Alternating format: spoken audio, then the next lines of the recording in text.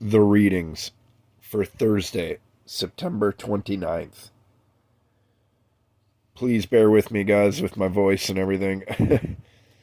I'm starting to feel better a little bit, so I do appreciate your prayers, but yeah, the voice and nasal passages and everything else are starting to take a beating here, so I'll get through these as best as I can.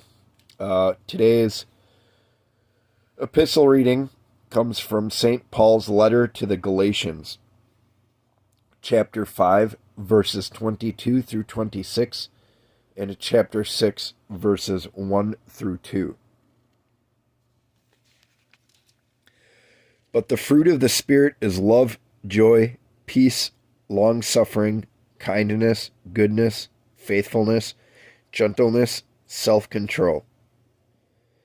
Against such there is no law. And those who are Christ's have crucified the flesh with its passions and desires. If we live in the Spirit, let us also walk in the Spirit. Let us not become conceited, provoking one another, envying one another. Brethren, if a man is overtaken in any trespass, you who are spiritual, restore such a one in a spirit of gentleness, considering yourself, lest you also be tempted. Bear one another's burdens, and so fulfill the law of Christ.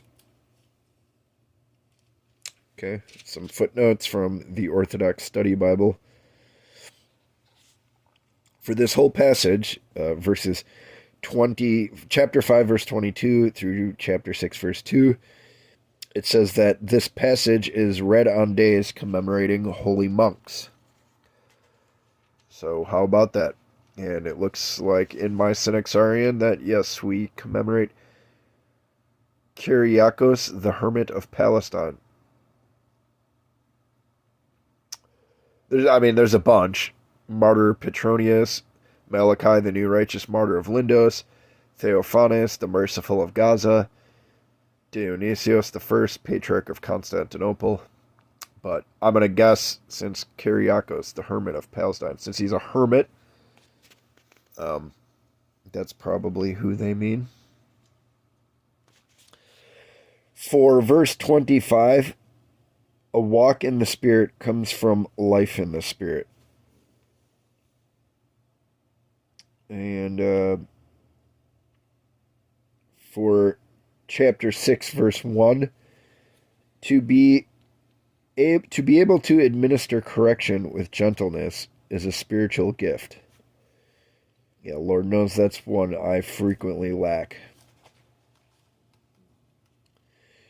For verse 2, Paul admonishes us to bear one another's burdens, but moments later he notes that each one shall bear his own load. In verse 5, both are true. We are called to initiate caregiving in the church and not to be needless burdens to others. So just walking that fine line, I suppose, the middle path.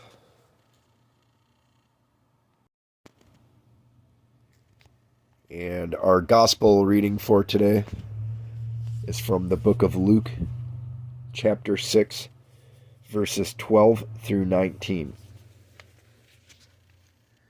When it came to pass in those days that he went out to the mountain to pray, and continued all night in prayer to God. And when it was day, he called his disciples to himself, and from them he chose 12, whom he also named apostles: Simon, whom he also named Peter, and Andrew his brother, James and John, Philip and Bartholomew, Matthew and Thomas, James the son of Alphaeus, and Simon called the Zealot, Judas the son of James, and Judas Iscariot, who also became a traitor. And he came down with them, and stood on a level place with a crowd of his disciples, and a great multitude of people, from all Judea and Jerusalem, and from the sea coast of Tyre and Sidon, who came to hear him, and be healed of their diseases, as well as those who were tormented with unclean spirits, and they were healed. And the whole multitude sought to touch him, for power went out from him and healed them all. All right. So we got some footnotes from the Orthodox Study Bible for verses 12 and 13. Jesus, being the Son of God, does not pray as if to obtain grace or revelation from the Father. Rather, as the Son of Man, he prays as the advocate for humanity. So it says, Ambrose of Milan. See also first letter of John, chapter 2, verse 1. Jesus spent all night in prayer before selecting the 12 apostles to teach us that before choosing a candidate for any spiritual ministry, we should pray that God will reveal to us the one suited for the task. All right. And that, which is also known as theophany. For verses 14 through 16, it just says to also see the footnote for Matthew chapter 10, verses 1 through 4.